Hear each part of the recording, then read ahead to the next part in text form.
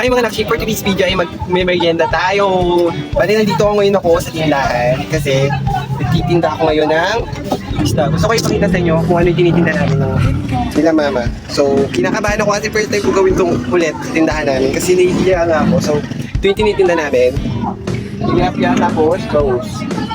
Tapos, dito naman yung lagayan namin ng isda. Dito yung bangus, tapos tilapia. Tapos pag nauubos na yung isda, nililinis na namin. So, dito naman yung linisan. Pasensya na kung medyo makalat. Tapos, ang gagawin natin, nagbibidyo habang kumakain. Kasi nga, nagme-merienda tayo ngayon. Bali, ang merienda natin ngayon ay kape. Tapos, bumili ako ng kamote cube. Tapos, may mga tinatay ng konti. Well, ito po ito second. Tapos ito naman, parang red spike mo. Tikman na natin. Bali, may sipon pala ako ngayon mga nakshi. Pero okay naman, kaya naman. Kaya lang, medyo ano lang siya. Medyo naiinitan ako kasi naka-Japanese uniform pala tayo mga nakshi. Pininay ko siyang suotin dito sa labas. Pero okay naman, wala naman nag-judge sa atin kung anong suot natin. Medyo kinakabahan lang ako kasi ngayon na ako nag-video sa labas. So, kung makikita nyo yung foundation sa mukha ko ay parang sobrang puti. Gawa na nag-foundation ako. Kasi gusto ko rin i-try kung ano itsura ko sa labas pag naka-foundation. Hindi naman daming pawis, so pawisin talaga ako mga nakshi kasi hindi ko rin alam kung bakit. Usap ko yung kamote ko na tinda ni ate. Tapos, paghapon mga nakshi, pag nagtitinda pala kami dito sa pwesto, alas 5 nagbubukas si mama ng tindahan. Minsan sumasama ako or pupunta ako dito mga 8 o 7 kasi medyo puyat pa tayo sa kaka-edit o kaya kakaisip ng mga wala namang iisipin.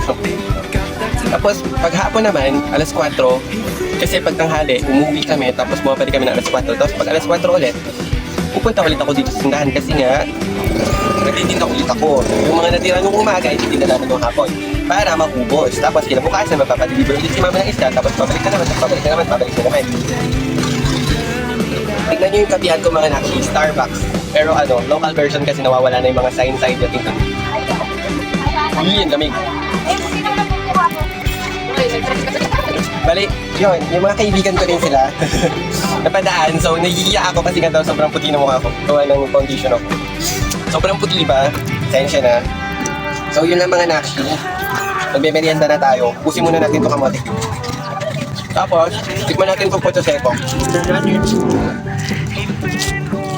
Bali, bumibili pala ako nitong puto seko dun sa tindahan ng Lugawan kasi medyo mura siya.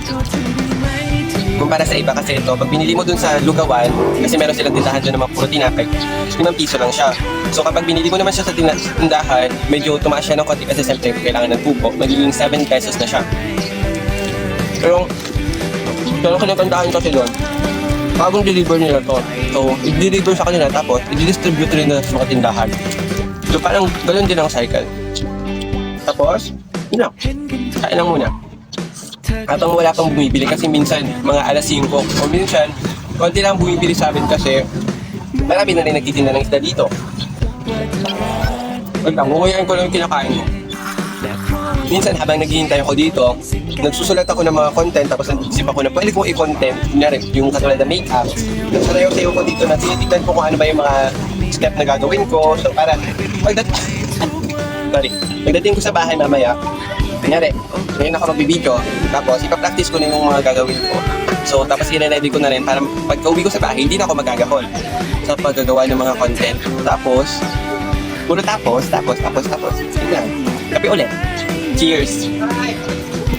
Medyo malikot yung paningin ko ngayon kasi nga, nahihiya ako ng konti lang. Pero marami naman nakakita ng video ko kaya na parang hindi na ako masyadong nahihiya ngayon.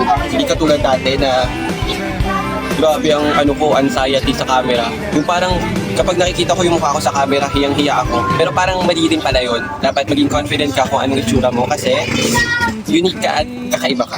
Yun daw. So, kape ulit. Alam niyo mga nakshi, pangarap ko rin baga magkaroon ng ganito. Japanese uniform. Tapos nung nabili ko siya, ang saya ko. Kasi nga, hindi naman kami masyadong mayaman, hindi rin naman kami naghihirap, pero yung kinikita namin dito, sakto ng pambayad ng utang, pambayad ng kuryente, pambayad ng mga bills, tapos mga pagkain, kinakain namin.